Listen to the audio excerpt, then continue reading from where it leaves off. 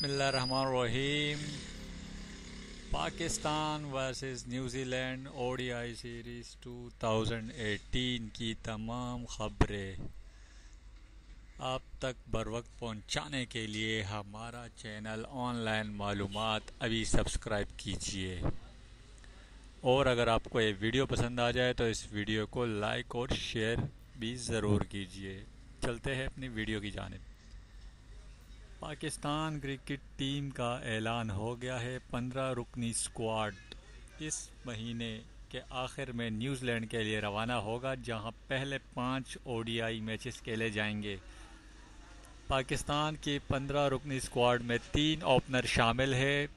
फ़खर जमान के साथ अजहर अली ने बेहतरीन ओपनिंग की चैम्पियन ट्रॉफ़ी में और दोनों चैम्पियन ट्रॉफ़ी के कामयाब ओपनर जोड़ी में से एक रहे।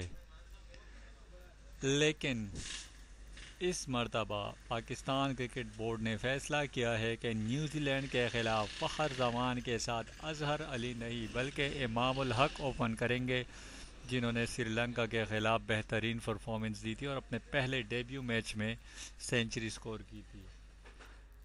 दोस्तों, पाकिस्तान वर्सेस न्यूजीलैंड सीरीज़ से आपको ब्रेकिंग न्यूज़ दे रहे हैं कि पाकिस्तान की जानिब से ओपनिंग फ़खर जमान और इमामुल हक करेंगे।